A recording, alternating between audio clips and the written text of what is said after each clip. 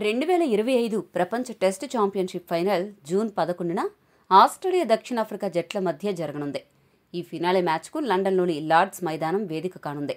ఒకవేళ వర్షం గనుక పడి ఎక్కువ ఓవర్లు గనుక నష్టపోతే అటువంటి సమయంలో జూన్ 16ను రిజర్వ్ డేగా కూడా ప్రకటించారు.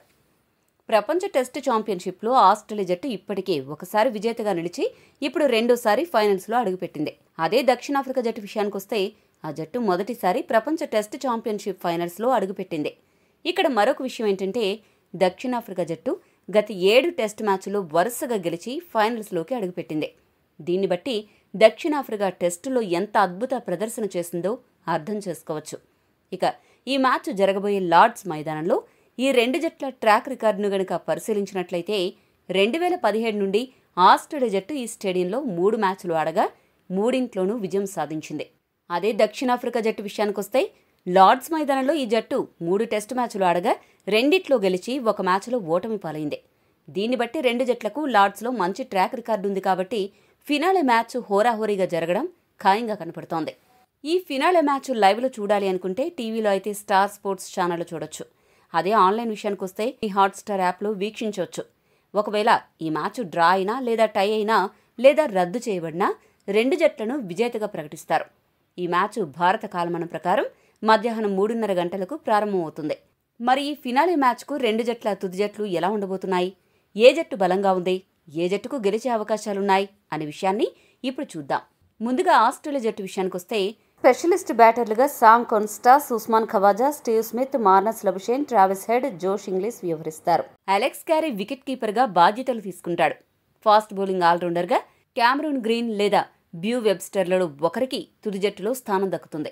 క్యామరూన్ గ్రీన్ ఇప్పుడే గాయం నుండి కోలుకునొచ్చాడు కాబట్టి వెబ్స్టర్కు తుది జట్టులో చోటు దక్కే అవకాశాలు ఎక్కువగా ఉన్నాయి.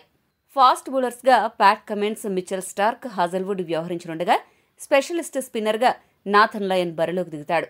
ఇక్కడ గమనించాల్సిన విషయం ఏంటంటే ఈ మధ్య జరిగిన ఐపీఎల్లో ప్యాట్ కమిన్స్, మిచెల్ స్టార్క్, జోష్ Hazlewood, Josh Inglis, Travis head మంచి ప్రదర్శనతో తమ ఫామ్ను అందిపుచ్చుకున్నారు. ఇది ఖచ్చితంగా దక్షిణాఫ్రికాకు బ్యాడ్ న్యూస్ అని చెప్పొచ్చు.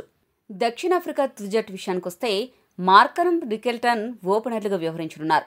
మిడిల్ ఆర్డర్ బ్యాటర్స్గా De Zorzi, Bavuma, David Bedingham జట్టులో చోటు దక్కించుకుంటారు.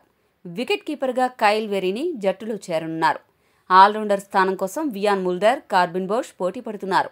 మరి తుది జట్టులో ఎవరికి చోటు దక్కుతుందో వేచి చూడాలి. ఫాస్ట్ బౌలర్స్గా Marco Jansen, Kagiso Rabada, Lungi Ngidi వ్యవహరించనుండగా స్పెషలిస్ట్ స్పిన్నర్గా కేశవ్ మహారాజ్ బాధ్యత తీసుకోనున్నాడు. తాజాగా జరిగిన ఐపీఎల్లో మార్కరమ్ రికెల్టన్ అసాధారణ ప్రదర్శనతో ఆకట్టుకున్నారు. ఇక మిగిలిన దక్షిణాఫ్రికా టాప్ ఆర్డర్ బ్యాటర్లు కూడా బాగానే బ్యాటింగ్ చేస్తున్నారు. అయితే సమస్య అంతా కూడా వాళ్ల బౌలింగ్ విభాగంలోనే ఉంది. రబడా, ఎంగిడి ఐపీఎల్లో పెద్దగా ఆకట్టుకోలేదు.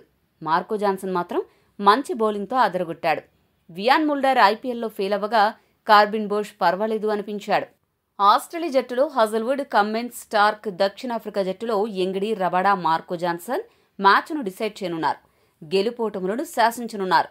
ఈ నేపథ్యంలో రెండు జట్లను గనుక పరిశీలించి చూస్తే బ్యాటింగ్ విభాగంలో అలానే స్పిన్ విభాగంలో రెండు జట్లు సమఉజ్జీలుగా ఉన్నప్పటికీ ఫాస్ట్ బౌలింగ్ విభాగంలో మాత్రం దక్షిణాఫ్రికా కంటే ఆస్ట్రేలియా జట్టు కాస్త పటిష్టంగా కనిపిస్తోంది.